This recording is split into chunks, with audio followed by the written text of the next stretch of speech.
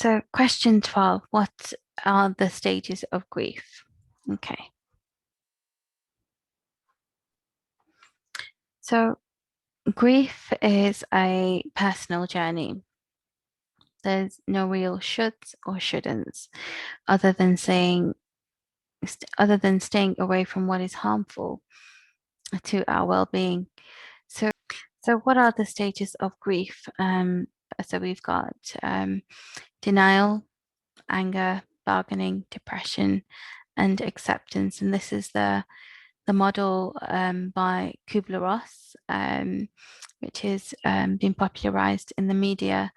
So these stages were developed to reflect the experience of a dying patient. It wasn't really designed to capture the experience of bereaved people. Um, it really describes a linear process for bereavement that is simple and that simply doesn't exist. You know, it has been interpreted as a simple way to tuck away messy emotions into neat packages. So we don't view it. So when we use these models, we have to also view them with an open mind. There are other well-known models like the Leonie Sugarman's model, which is a seven-stage model, which perhaps is a more comprehensive model. So we've got immobilization, reaction, and that can have things like elation, despair, minimalization, self-doubt, accepting reality or letting go, testing, search for meaning, and integration.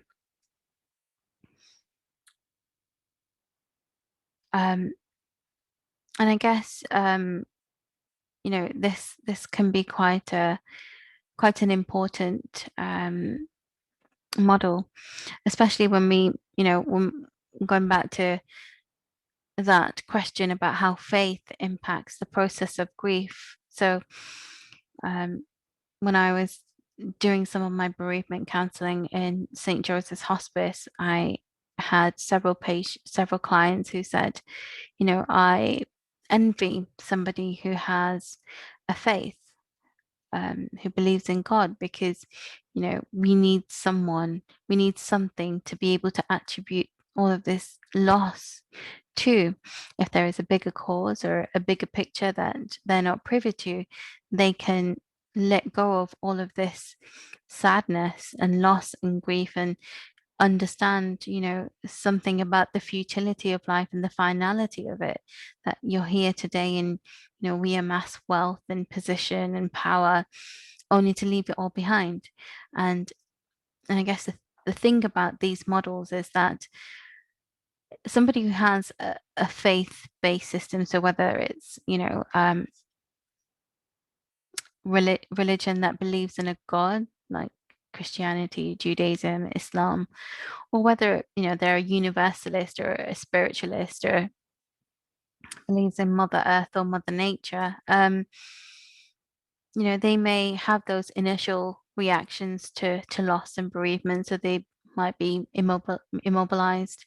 They may have a reaction of despair, minimalization, and they may skip all the other stages and go on to some sort of, you know, accepting reality quite quickly, and perhaps even testing the waters in terms of how they're going to negotiate this new way of being without their loved one, and then, you know, fairly soon find some way of making meaning and integrating themselves back into society.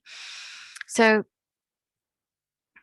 you know, faith can be you know, one of those instigators that allows people to find their way between these models. I mean, again, you know, it's never quite a linear process. It's an experience. It's, you know, you may experience some of these stages, and there is, you know, some commonality between the experiences of grief and these stages.